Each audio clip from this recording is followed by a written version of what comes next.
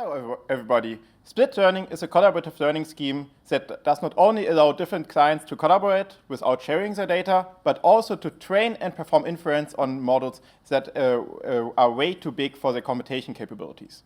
However, just as in federated learning, also in split learning, the collaborative nature makes it vulnerable for backdoor attacks. Me and my collaborators from TU Darmstadt therefore developed one of the first backdoor defenses for split learning to mitigate this threat. But let's just go a step backward and check what is split learning actually, and how does it differ from federated learning, which is the actual topic of this session. In federated learning, we have multiple clients, each of them holding a private data set, and they want to collaboratively train a deep neural network without sharing their training data. So instead of sending all the data to a central server, each of them trains its own deep neural network locally and then shares only the parameters of this deep neural network with the server for aggregation. In split learning, we have almost the same scenario. We have, again, multiple clients, each of them holding a private data set, and they want to collaborate. However, now the important difference is that the DNN is too big for them to handle and to perform the whole training locally. Instead, we split the deep neural network into different parts, and each client receives a part and trains this locally. How does it work? So we have our clients, we have our deep neural network, and first we split the DNN into two parts. One part is deployed on the client side, one on the server side. And when we want to train the deep neural network, we do our forward propagation. So we give our input data to the DNN, do prediction up to the cutting layer, and then take the output of these cutting layers, the so-called smash data, to the server and finish there the forward propagation. At the end, when we are done, we can calculate our loss and initiate our backward propagation, calculate the gradients for every single neuron up to the point where we split the DNN. And here we take the gradients and send them back to the client side. And once more, since we do collaborative learning here, the clients actually directly exchange their data, not their data, but their models, and send the parameters of their locally trained models also to the next clients for the next training iteration. This is, of course, very nice because we can keep the input data locally, but here we have one big drawback, and this is the loss calculation on the server side, because this means that the server actually needs to get access to the labels. And that's why there's a second configuration called U-shaped split learning, where we can avoid this. Here, we split the deep neural network into another part and also deploy the last layers of the DNN on the client side. So when we want to do predictions or training, we give the deep inputs to this first client part, so-called head, do predictions up to the first cutting layer, send the outputs to the server part, which is called backbone, and send the output of this backbone back to the clients for the last part called tail. This is, from privacy perspective, very nice because here the inputs and the labels remain entirely on the client side and the server never sees them. However, there's one disadvantage of this approach, and this is that the clients now are in charge for the loss calculation. So they can manipulate the loss and try to inject a backdoor. How could such a backdoor look like? A backdoor has a goal to make the predictions for all input samples showing a certain trigger towards an adversely chosen target label. So for example, in case of images, if we want to make all images showing a certain pixel pattern being predicted as bird, and in comparison, all images without this trigger shall be still predicted regularly to avoid a detection of the backdoor. Okay, what does it now mean for the security of split learning? Let's first go back to centralized learning. In centralized learning, we iteratively optimize our loss step by step by step and do a gradient descent. In federated learning, we have one important difference, because here, for each step, we obtain multiple model updates from the clients, and then we aggregate them together. We again obtain multiple model updates and aggregate them again. If now one of these clients is malicious, actually, then we can compare the models against each other and can detect the outliers and exclude them. However, in split learning, the clients train sequentially. So for each step, we will only have a single client training this model, so we don't have a comparison base. If now one of these clients is malicious and tries to push the model towards an undesired direction, we cannot detect it because the models are all trained from different stages. And even worse, because the clients continue their training after the previous clients, also the next benign clients that just takes the malicious clients as input, or the malicious clients model as input, will be poisoned, which is very difficult. And also, even if we are able to detect this, then we have to retrain the models because they now contain poisoned artifacts, which we don't want. So, to wrap it up, the sequential training in split learning makes the detection and exclusion of backdoor backdoor model updates very challenging. And that's where SafeSplit comes in, because we don't model the training process as a round-based, where we first train all models and do backdoor detection at the end, but we actually model it as circle, where just everybody trains after each other without start and without end. So what does it mean?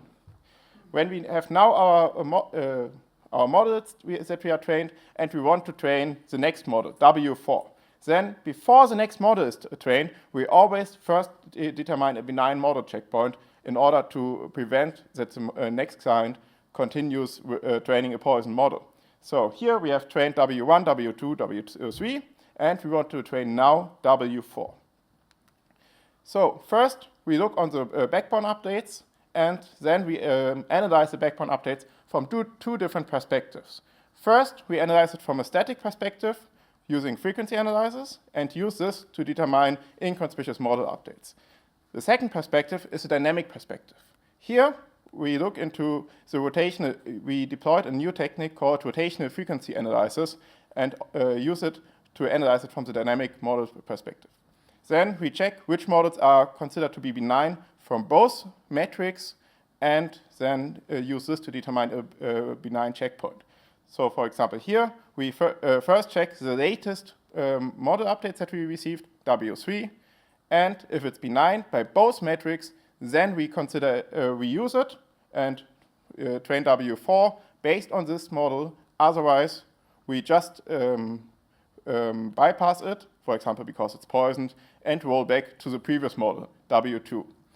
Now we do this check again. Was W2 considered to be benign by both techniques? And if so, then we use it for training. And by this, we can directly bypass W3, which was poisoned, without needing to retrain more models than necessary. Okay, how do now these techniques work? First, the dynamic analysis. Here, we take the backbone and look here on the weight matrices here. We first calculate the row-wise and column-wise mean, and multiply each of them with the original weight matrix to determine the x and y changes in the weight matrix, and can calculate the angle now to determine the orientation and the rotation of this matrix. We divide this by the time data to determine the velocity, and convert this into a frequency before now using this to identify the poison models. How do we do this? We calculate we first determine for each model the neighborhood, and then sum up the distances to all models in the neighborhood for each model, and then take this as anomaly score. We consider a model as benign if if it's among the smallest 51% of anomaly scores. Now, for the static perspective, we analyze the models from the frequency domain. Here, we can see the frequency representation of one model over the different stages in training, after 3 epochs, 5 epochs, and 10 epochs. As you can see, in early epochs, the low-frequency components change quite a lot, so they are heavily affected when we train new behavior into the model. However, in later phases, when the model is close to convergence, then the ratio between these two changes and is no more similar. And this we exactly exploit for our static frequency analysis. We take the model, convert it into a frequency domain, then take the lower frequencies, and analogously to the rotational distance metric, we calculate the neighborhood distances. We evaluated SafeSplit for multiple datasets on multiple model architectures. Please feel free to check it out in the paper. And also compared it against different adaptations of defenses that were originally developed for federated learning. However, due to the sequential nature of split learning, they weren't really effective here. Okay, to wrap it up, split learning is a collaborative learning scheme that allows learning even complex DNNs in edge scenarios where the clients itself don't have really powerful computation resources. However, due to the distributed nature, it's also vulnerable for backdoor attacks, and the existing defenses for distributed learning, like for federated learning, aren't really effective. We proposed with SafeSplit a novel architecture that modeled the whole training process as circle, and by this effectively it identifies poison models before they can create damage. And we combined a static and dynamic analysis to ensure that we can comprehensively identify backdoors, and due to the novel architecture, novel rotational distance metric, we can provide more detailed insights into the training. By this, we can effectively mitigate the backdoors, while the assembly of the two different analysis techniques prevent a dynamic adaptation of the adversary's attack towards our defense, and the circle-wise architecture allows us to effectively bypass poison training efforts without affecting benign training contributions. Thank you. Any questions?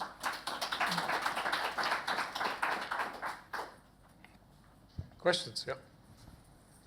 Thanks for the talk. So I have one question. So first, if let's say a client has some very different data distribution, so isn't their updates going to be like easily flagged as an outlier or suspicious by the system? That's of course a very good question. So the problem of non-ID data is always in distributed learning a big thing. So the whole idea is that we look for consistency. So if a model basically tries to inject entirely new behavior that is even in contradiction with the benign clients, so it tries to invert the training efforts of the previous client, then this will result in quite high rate changes. So that's why we can detect it here. Yeah, I see. Thank you. More questions? I can just... No, please speak in the mic. Thank you for the presentation. I want to ask about what kind of backdoor attack you use, because there are like some very stealthy backdoor attack paradigms that you can choose. So what kind of backdoor attack you use? So in our evaluation, we consider different trigger types. So we consider semantic triggers, where, for example, green cars shall be mispredicted as birds, but also pixel-based triggers. These were more suitable for the, for example, MNIST data sets. We also considered some more sophisticated attack strategies, for example, where we manipulate the loss in order to adapt to our defense. However, here the assembly of both techniques prevented an adaptation. Okay, thank you. More questions? Maybe I follow up on the question myself then. So I mean, it's very easy, in my view, based on these two defenses. I mean, you compose two strategies, static and dynamic frequency analysis. And now the question is, an attacker can be adaptive to this. They know you're going to use this, and they just try to circumvent. It's very easy to bypass static analysis, I guess, no, in this case, if they know what's being used. And then I'm not sure about the ability to bypass adaptively dynamic analysis. So the problem is there are different strategies to bypass defenses. One of them is, for example, loss constraint, but this requires actually the whole defense strategy to be differentiable. If you cannot calculate gradients, you cannot include this defense in your loss calculation, and this prevents this, while adaptations are, of course, heuristics are always possible to avoid this non-differentiable functions, but they are not as precise and then still cause some subtle difference that we can still detect. Did you consider adaptive attacks? Did you try to see how, yeah? So we considered, for example, these loss constraint attacks. We also considered modifying the attack parameters. So for example, in order to make the attack less suspicious, you can mix into the local data set some benign data, and here we consider different ratios. Very good. Okay, let's thank the speaker.